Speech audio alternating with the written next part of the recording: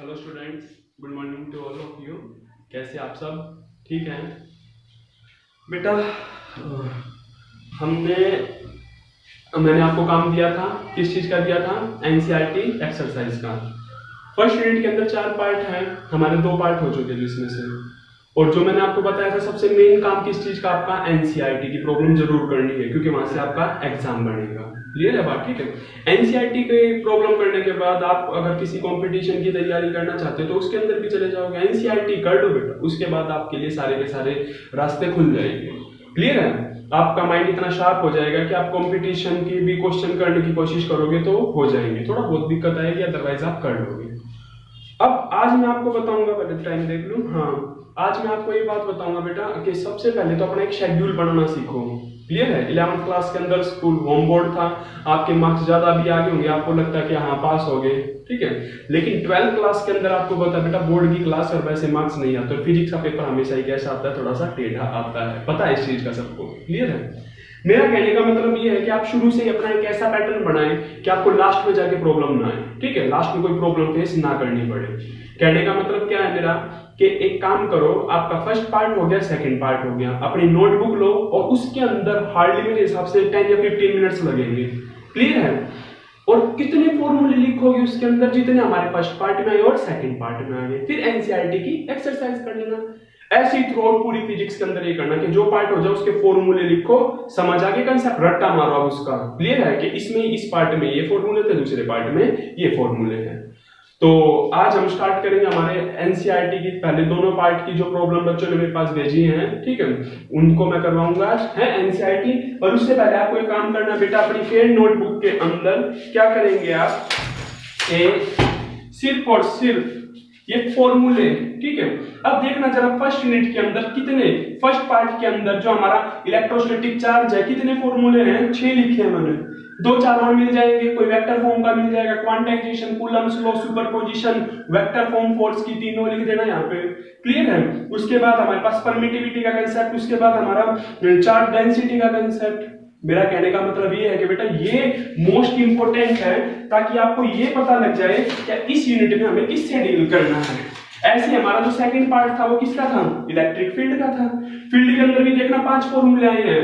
पहला point charge के कारण इलेक्ट्रिक फील्ड पड़ी थी, फील्ड के अंदर फोर्स कितना लगता है, डाइपोल मूवमेंट का, एक्सियल लाइन, इक्वेटोरियल लाइन और जनरल पॉइंट का। फिर डायरेक्शन के लिए टेंजेंट थीटा वाला। फोर्थ आगे टॉर्क का, उसके बाद किसका आगे? Potential energy. बेटा जब भी किसी पार्ट को कंप्लीट करोगे, जब भी आप किसी पार्ट को कंप्लीट करोगे, उसके बाद ऐसे ही फॉर्मूला अपनी नोटबुक के अंदर लिखोगे। हार्डली 10 फॉर्मूले जो होते हैं एग्जाम के अंदर। फिर आपको ये नहीं कि पूरा टॉर्क का डेरिवेशन याद करके फिर फॉर्मूला लिखो ना। टॉर्क आते आप लिखोगे, हाँ टॉर्क का फॉर्मूला क्या था? क्यू ई साइन थीटा था, ठीक है, पी ई साइन थीटा। तो ये चीज आपको ध्यान रखनी है, ठीक है, कि एक्सियल लाइन के ऊपर 2p था, ठीक है, अच्छा, इक्वेटोरियल के ऊपर सिंगल p था, जनरल पॉइंट के अंदर दोनों हम निकाल सकते थे। स्पेशल केस जरूर याद रखना, जब मेरे लेक्चर देखो तो अच्छे से बेटा एक बार उनको देखा होगा।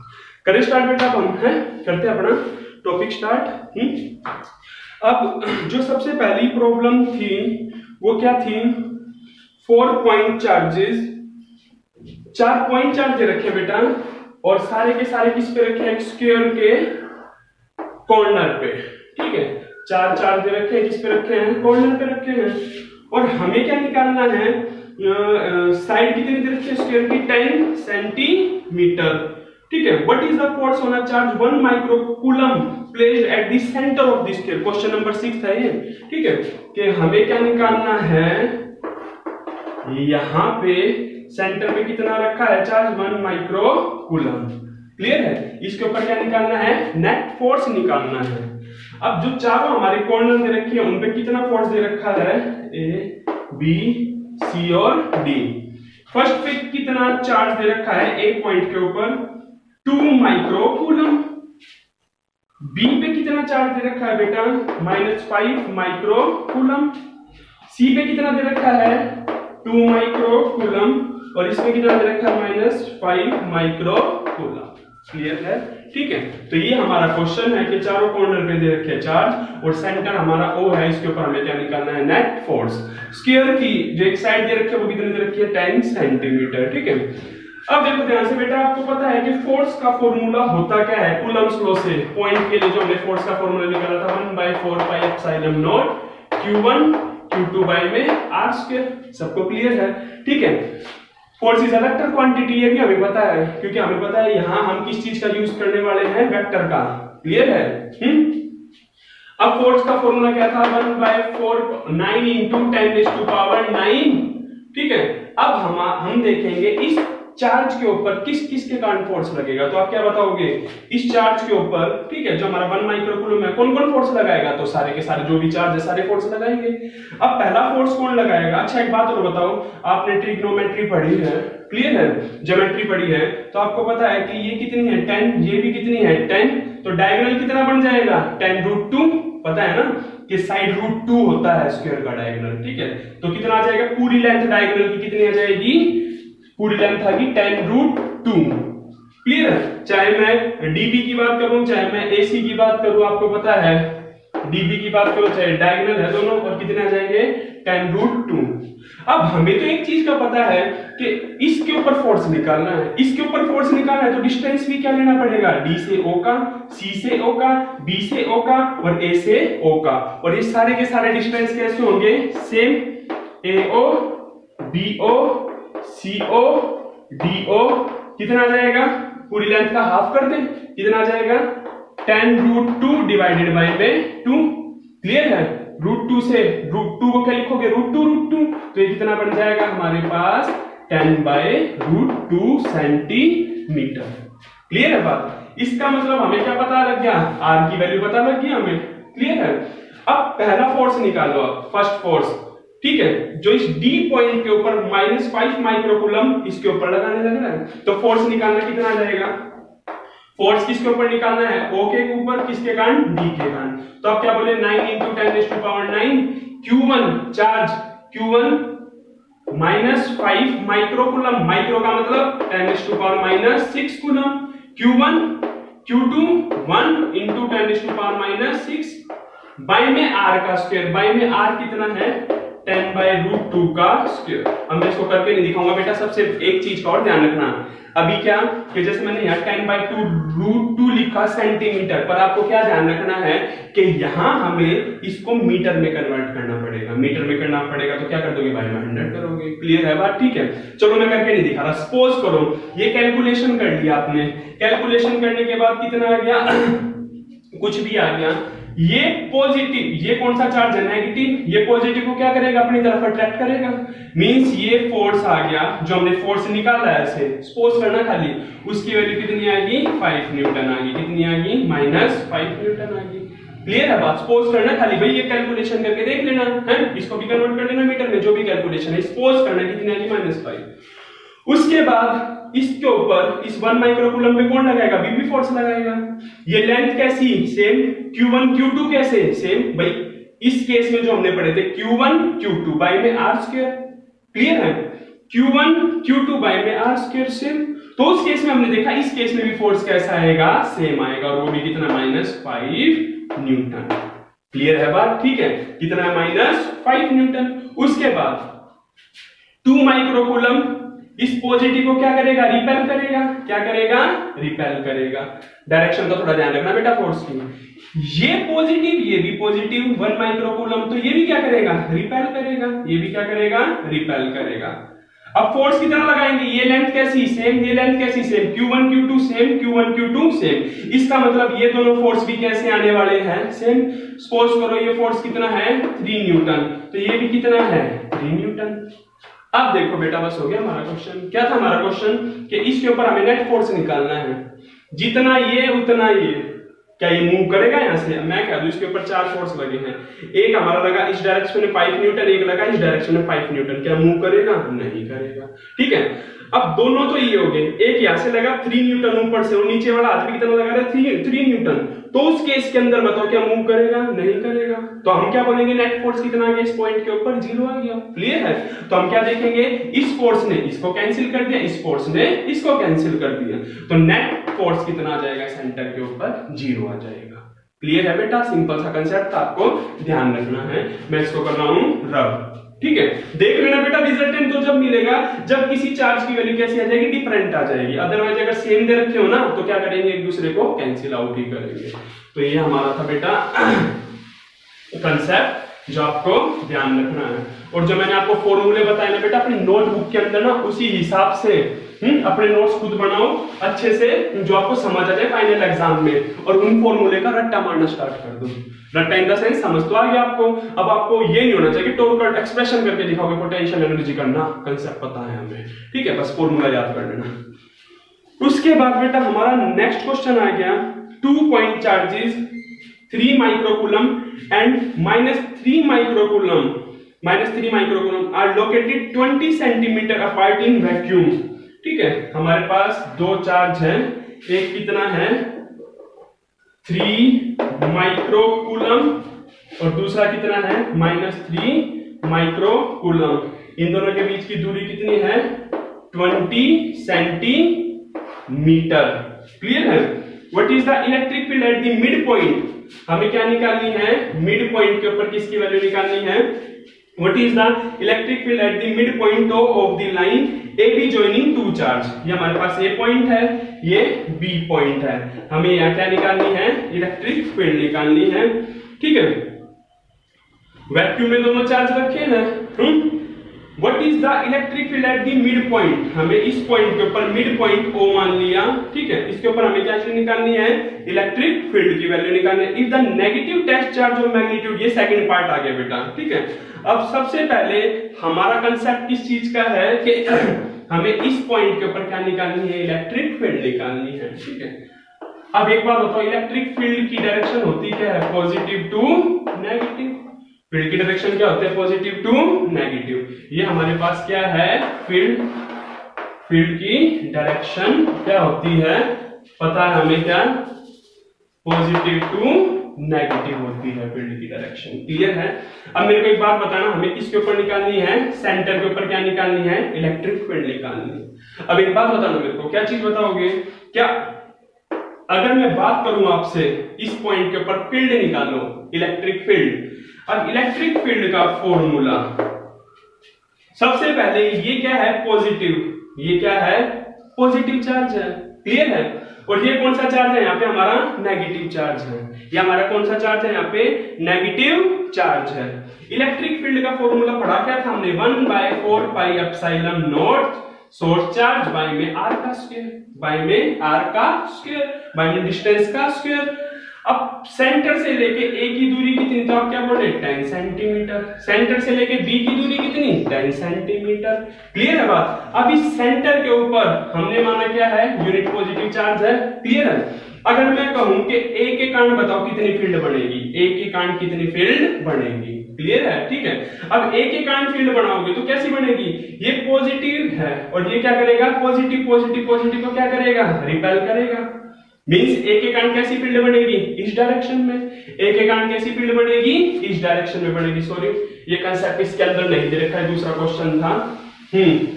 तो फिलहाल क्या, हमें तो इलेक्ट्रिक फील्ड निकालनी है। ठीक है, सेंटर के ऊपर। अब ए के कारण बताओ इस पॉइंट के ऊपर फील्ड की डायरेक्शन, पॉजिटिव पॉजिटिव को क्या करेगा, रिपेल करेगा। तो फील्ड की डायरेक्शन ये बनेगी हमारी, जिस डायरेक्शन में फोर्स लगेगा उसी डायरेक्शन में फील्ड होती है। ठीक है, अब ये नेगेटिव इस पॉजिटिव को अपनी तरफ क्या करेगा, अट्रैक्ट करेगा। ये तो जो फील्ड बनेगी ड्यू टू पॉजिटिव। क्लियर है। अब इस नेगेटिव इस पॉजिटिव को क्या करेगा, अपनी तरफ अट्रैक्ट करेगा। इसका मतलब नेगेटिव के कारण जो फील्ड बनेगी वो भी किस डायरेक्शन में बनेगी, इसी डायरेक्शन में बनेगी। क्लियर है बात। ठीक है, तो ये इलेक्ट्रिक फील्ड की डायरेक्शन होगी ड्यू टू नेगेटिव। मेरी बात सुनो बेटा ध्यान से, उसने क्या बोला, एक पॉजिटिव चार्ज एक नेगेटिव चार्ज, सेपरेशन कितना 20 सेंटीमीटर वैक्यूम में रख दिया हमने। ठीक है, तो ये बताना सेंटर पॉइंट के ऊपर कितनी इलेक्ट्रिक फील्ड बनेगी। तो हमें पता है इलेक्ट्रिक फील्ड का फॉर्मूला क्या है, 1/4 pi epsilon nought q by में r स्क्वायर। क्लियर है। अब सबसे पहले हमने पॉजिटिव के कारण फील्ड निकाली, तो पॉजिटिव पॉजिटिव को क्या करेगा, रिपेल करेगा। जिस डायरेक्शन में फोर्स लगेगा वही फील्ड की डायरेक्शन होगी। क्लियर है। ठीक है, उसके बाद नेगेटिव क्या करेगा, इसको नेगेटिव इस पॉजिटिव को अपनी तरफ खींचेगा। क्लियर है। नेगेटिव जो चार्ज है -3 माइक्रोकूलम वो इस पॉजिटिव को अपनी तरफ खींचेगा। इसका मतलब फोर्स मतलब फील्ड दोनों की डायरेक्शन कैसी होती है, सेम। इसका मतलब क्या है कि दोनों केस में फील्ड की डायरेक्शन यही है। ये हमारी क्या जाएगी, रिजल्टेंट फील्ड। बस हो गया क्वेश्चन हमारा। अब रख दो फॉर्मूला पुट। क्लियर है? क्या करोगे, यहां आप एक काम और करना, फॉर्मूला रखना, क्या जाएगा 9 into 10 to power 9 1/4 pi epsilon nought. Q एक बार तो कौन सा 3 पॉजिटिव, एक बार कौन सा 3 नेगेटिव, बट दोनों केस में डायरेक्शन कैसी है, सेम, तो रिजल्टेंट भी किसी में मिलेगा, इसी डायरेक्शन में मिलेगा। ध्यान से देखो, एक बार किसके कारण निकालोगे, पॉजिटिव के कारण, एक बार निकालोगे नेगेटिव के कारण, ठीक है।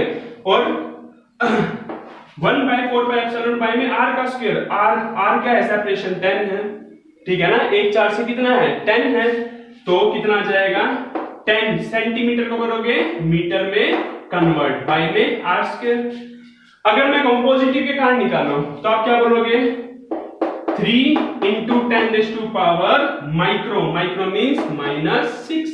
ये किसके कारण आ गई, इलेक्ट्रिक फील्ड पॉजिटिव के कारण आ गई, ये डायरेक्शन है। अब मैं कहूं नेगेटिव के कारण निकालो, भाई नेगेटिव के अंदर भी तो सेम ही वैल्यू पुट करोगे, नेगेटिव में भी तो कैसे निकालोगे, सेम निकालोगे। मेरा कहने का मतलब सपोज करो ये पूरा का पूरा रिजल्ट 10 आ गया, अगर नेगेटिव के कारण निकालोगे तो वो भी तो 10 ही आएगा, वो भी तो कैसा आएगा 10 आएगा, दोनों की डायरेक्शन कैसी है, सेम, तो 10 10 कितने बन जाएंगे 20 बन जाएंगे।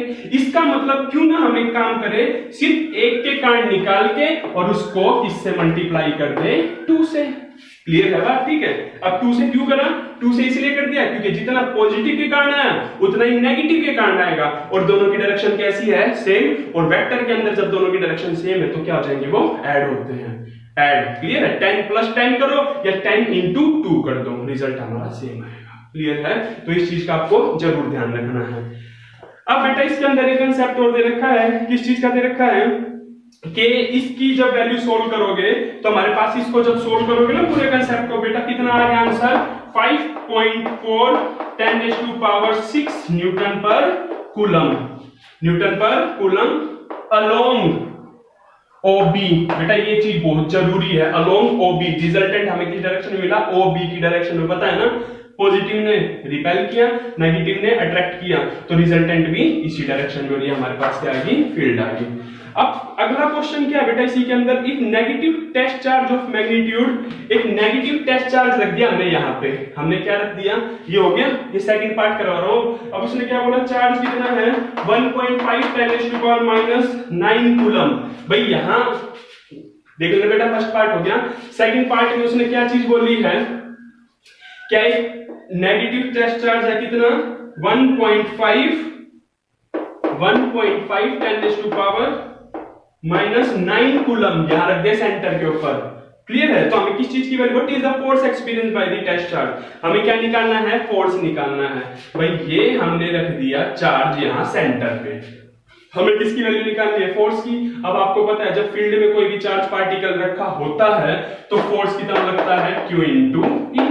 बिल्कुल सिंपल, Q उसने दे दिया और E अभी आपने निकालना है, कर दोगे दोनों को मल्टीप्लाई, ठीक है। तो ये हमारा क्या था बेटा, कंसेप्ट था, समझ आया। सेकंड पार्ट में क्या बोला, उसने बोला कि यहाँ पे चार्ज इतना रख दिया तो बताओ इसके ऊपर कितना फोर्स लगेगा, तो अब आप क्या बताओगे, फोर्स का फॉर्मूला Q × E, Q की वैल्यू -1.5 10⁻⁹ इंटू E की वैल्यू 5.4 10⁻⁶। आई होप कि आपको समझ आ गया होगा। अच्छा ये हमारा क्या था बेटा, कंसेप्ट था। अब मैं इसको कर रहा हूं रब, क्लियर है। अब हम देखते हैं अपना नेक्स्ट क्वेश्चन। ये चीज जरूर ध्यान रखना बेटा, सेंटर वाला ये क्वेश्चन पूछा जाता है, अच्छा क्वेश्चन है ये, तो आप ध्यान रखना, दोनों की एक ही डायरेक्शन होगी, इसलिए हम क्या करेंगे 2 से मल्टीप्लाई। उसके बाद बेटा जो नेक्स्ट क्वेश्चन था वो इस गुड़िया ने पूछा था मॉर्निंग में, आज कौन सा था, 13 क्वेश्चन था। 13 क्वेश्चन के अंदर कंसेप्ट देखो बेटा, 12 और 13 दोनों एक जैसे हैं। अब मैं इसको मेन ध्यान से देखना बेटा, मैं इसका जो मेन फोकस है ना वो चीज बता रहा हूं, जो मेन पॉइंट है वो बता रहा हूं, ठीक है, उसको आप माइंड के अंदर सेट कर लेना। अब उसने बोला एक हमारे पास बॉडी है A, दूसरी बॉडी है B, तीसरी बॉडी है C, तीसरी कौन सी है, C है, ठीक है। अब क्वेश्चन ये पूछा उसने, क्या A के ऊपर क्या है, चार्ज है, क्लियर है बात, ठीक है, कितना है, प्लस का 10 कूलम। सपोज पढ़ो भाई, मैं क्वेश्चन के अकॉर्डिंग नहीं, मैं तो अपने अकॉर्डिंग करवा रहा हूं, उसके बाद आप क्वेश्चन यही पैटर्न है, क्योंकि मैं कैलकुलेशन करूंगा ज्यादा लेंथ हो जाएगा, ठीक है। तो आप क्या बताओगे, इसके ऊपर कितना चार्ज है 10 कूलम, दूसरा स्फीयर है उसके ऊपर भी कितना चार्ज है, प्लस का 10 कूलम है। क्लियर है। तीसरा जो स्फीयर है आइडेंटिकल साइज है इन जैसा ही लेकिन उसके ऊपर चार्ज नहीं है। वो कैसा है? न्यूट्रल है। कैसा है? न्यूट्रल। ए, बी और तीसरा चार्ज सी, ये तीन हमारे पास चार्ज बॉडी है और दो के ऊपर चार्ज और तीसरे के ऊपर चार्ज नहीं है, थर्ड के ऊपर चार्ज नहीं है। अब आपको क्या चीज देखने ध्यान से, अगर मैं आपको कह दूं क्या कि चार्ज की प्रॉपर्टी किस चीज की होती है, ये बॉडी कैसी है? चार्ज है और ये कैसी है? अनचार्ज। इसके ऊपर 10 कूलम है। अगर मैं इसको टच करूंगा, पोटेंशियल का कांसेप्ट एक और रहता है बेटा, फिर भी कोई बात नहीं, फिलहाल मैं आपको समझा दूंगा क्योंकि higher potential to lower potential जाता है चार्ज, लेकिन सी पार्ट में पोटेंशियल पर फिलहाल ध्यान रखो। ये बॉडी कैसी है? Charge 10 coulomb. ये बॉडी कैसी है? अनचार्ज।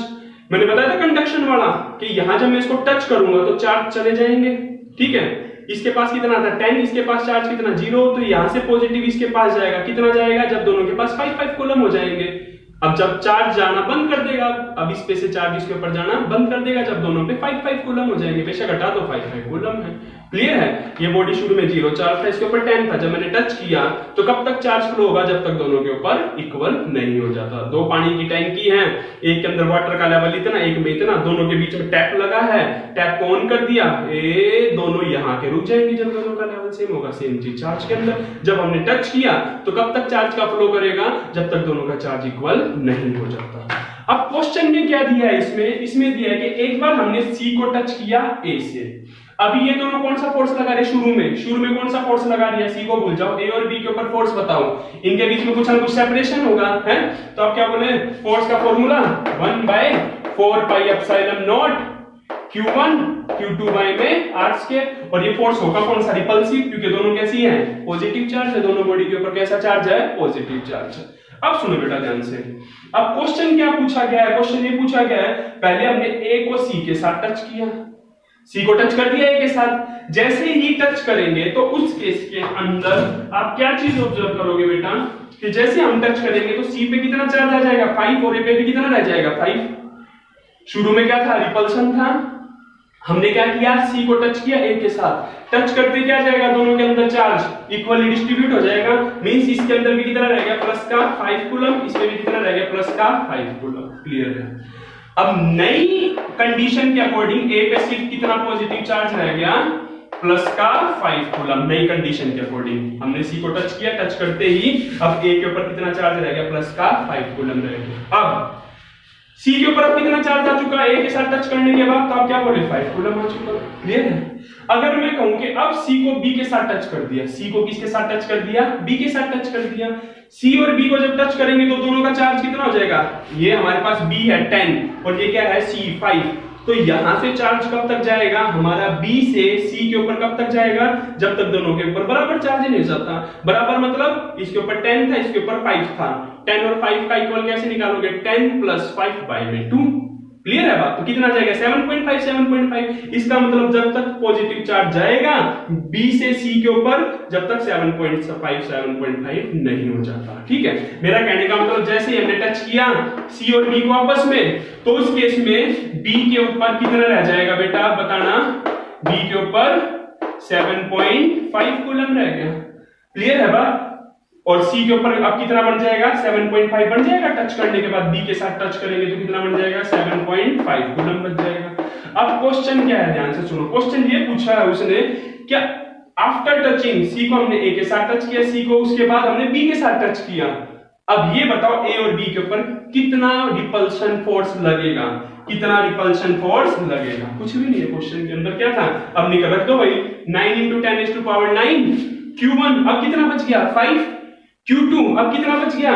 7.5/r²। ये क्वेश्चन था बेटा। क्लियर है? ध्यान से देखना। हमें पता है इस चीज का ध्यान रखना कि पहले 10 था, फिर एक बॉडी जिसके ऊपर चार्ज नहीं था, पहले करा ए के साथ टच। ए के साथ टच करते इसने इसका 5 खींच लिया, तो ए के ऊपर कितना बच गया? सिर्फ 5 बच गया। अब सेपरेटली हमने सी को बी के साथ टच किया। जब बी के साथ टच किया तो इसने इसका कितना खींच लिया? 2.5 खींच लिया। क्लियर है बात? तो बी के ऊपर सिर्फ कितना रह गया? 7.5 रह गया। अब हमें निकालना है ए और बी के ऊपर कितना फोर्स रह गया। तो हम क्या करेंगे? ए एंड बी सेपरेशन कितना है? जितना भी होगा क्वेश्चन दे रखा होगा। इसमें कितना दे रखा है बेटा?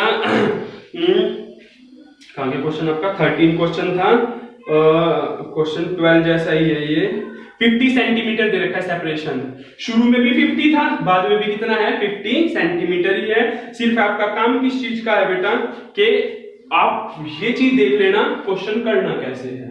फर्स्ट केस में आप ए के ऊपर कितना रह गया, सेकंड केस में आप बी पे कितना रह गया निकाल देना। क्लियर है? जो स्टेटमेंट दे रखी है उसके अकॉर्डिंग चार्ज जितने नहीं दे रखे, क्वेश्चन में चार्ज पता है कितने कितने दे रखे हैं 6.5 10⁻⁷। इस पे भी कितना है 6.5 10⁻⁷, इसके ऊपर भी कितना है 6.5 10⁻⁷।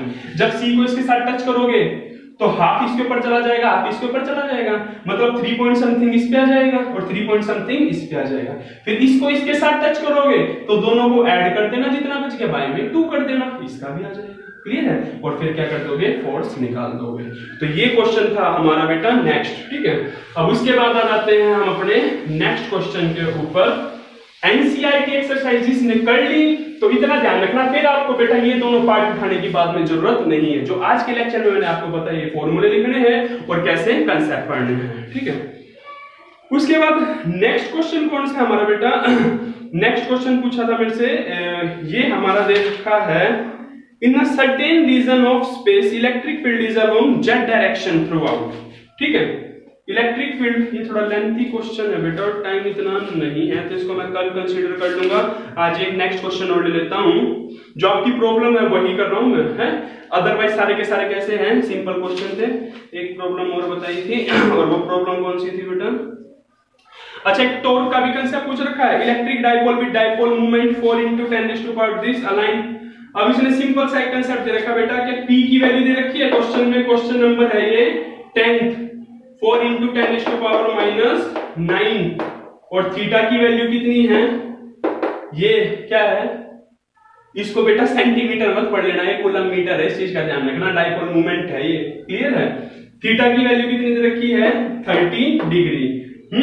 और इलेक्ट्रिक फील्ड कितनी दे रखी है हमें 5 × 10⁴ न्यूटन पर कूलम। इस क्वेश्चन में सिंपल सा टॉर्क पूछ रखा, टॉर्क का फॉर्मूला आपको पता है PE sin थीटा। लगा दो बेटा कंसेप्ट, P की वैल्यू गिवन, E की वैल्यू गिवन, sin थीटा। देखो ये क्वेश्चन पूछ लिया आपने और मैंने आपको क्या बताया था, अगर फॉर्मूला होता याद आपको तो सिंपल सा कंसेप्ट है।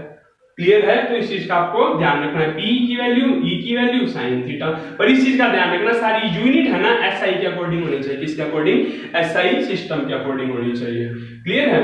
तो मैं इसको sin थीटा की वैल्यू, साइन वाली टेबल याद कर लेना, साइन कोस टेंजेंट जो भी है। उसके बाद एक क्वेश्चन कौन सा बेटा next,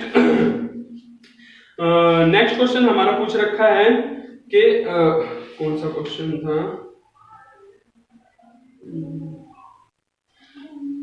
polythene piece rubbed with wool, 11th question पूछा था। Polythene piece rubbed with wool, एक पॉलिथीन का पीस लिया हमने, उसकी रबिंग कर दी किसके साथ, वूल के साथ कर दी। Polythene piece rubbed with wool is found to have a negative charge. Polythene piece है, ठीक है, ये हमारे पास क्या है पॉलिथीन पीस, और ये हमारे पास क्या है वूल है। अब वूल और पॉलिथीन पीस को क्या कर दिया हमने, रब कर दिया। Polythene piece rubbed with wool is found to have a negative charge 3 × 10⁻⁷, 3 × 10⁻⁷ coulomb. इसके ऊपर कैसा चार्ज आ गया, नेगेटिव। अब इतना तो कंफर्म है, जिस बॉडी के ऊपर नेगेटिव चार्ज आता है इसका मतलब इलेक्ट्रॉन यहां से आए हैं, तो इसके ऊपर कौन सा चार्ज आ गया होगा, पॉजिटिव। कौन सा चार्ज आ गया होगा, पॉजिटिव चार्ज आ गया होगा, कंफर्म है हमें। ठीक है, इलेक्ट्रॉन मतलब कहां से मूव कर रहे होंगे, वूल से पॉलिथीन पीस के ऊपर। इसका वर्क फंक्शन कैसा होगा, कम, इसका कैसा होगा, ज्यादा, डीप तक चले जाओ। अब अगर आपके फंडे क्लियर है तो आपको पता ही है इलेक्ट्रॉन यहां से यहां ट्रांसफर करके आए हैं। Polythene piece rubbed with wool is found to have a negative charge, बता दिया हमने। Estimate the number of electron transfer from which to which. ठीक है, अब इतना तो सबको कंफर्म है क्या इलेक्ट्रॉन कहां से कहां ट्रांसफर होते, इतना तो क्लियर है। इलेक्ट्रॉन वूल से किसके ऊपर आए हैं, पॉलिथीन पीस पे, पता है ना आपको, जिसके ऊपर नेगेटिव चार्ज उसके ऊपर इलेक्ट्रॉन पहुंचते हैं और जहां पॉजिटिव वहां से इलेक्ट्रॉन जाते हैं। अब ये पूछा नंबर ऑफ इलेक्ट्रॉन, सिंपल सा concept, quantization, Q = n and we have to find out the value of n। n की वैल्यू निकालो, n की वैल्यू निकालोगे, चार्ज कितना आया है इसके ऊपर, 3 × 10⁻⁷, n is equal to Q by में E। ई का फॉर्मूला माइनस इलेक्ट्रॉन के ऊपर माइनस 1.6 माइनस 19 कैंसिल, इनको कैंसिल कर दो और हमारे पास बेटा कितना आ जाएगा इसका, ये आ गया हमारे पास 1.875 इंटू 10⁻12।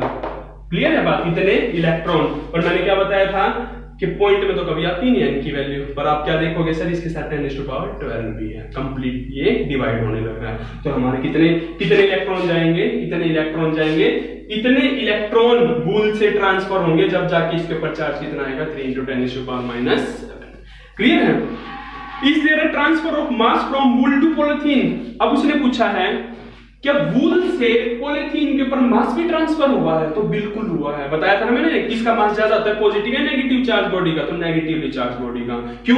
क्योंकि यहां से क्या हो गया, मास भी ट्रांसफर हुआ, कुछ ना कुछ मास ट्रांसफर हुआ। तो मास कितना ट्रांसफर हुआ, तो आप क्या बोले, एक इलेक्ट्रॉन का मास होता है 9.1 10⁻31 kg। क्लियर है बात। और इलेक्ट्रॉन ट्रांसफर कितने हुए हैं, इतने।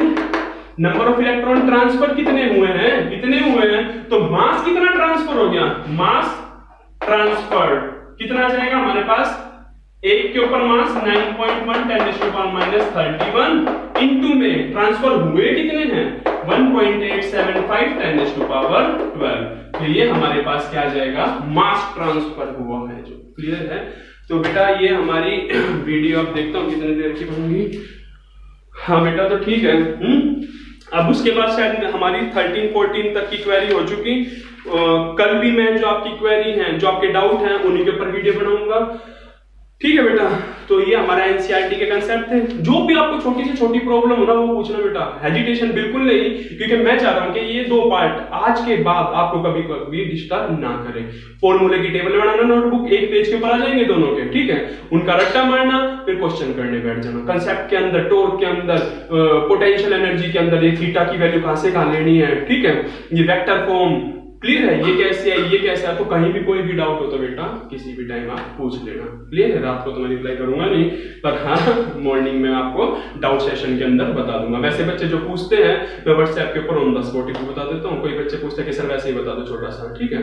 तो उस केस में आपको टेंशन लेने की जरूरत नहीं है बेटा, एक बार ही करना है, अच्छे से करना है, दोबारा के लिए हमें नहीं जाना। ये करके आराम से रख देना कि हमारा हो गया फिजिक्स की हाफ यूनिट कंप्लीट, ठीक है। तो कल और क्लास लूंगा बेटा मैं इसकी, ठीक है। उसके बाद हमारा एनसीईआरटी के बाद हम इसका सी पोटेंशियल का कंसेप्ट स्टार्ट कर देंगे। ओके, ध्यान रखना अपना, अच्छे से काम करना। बाय।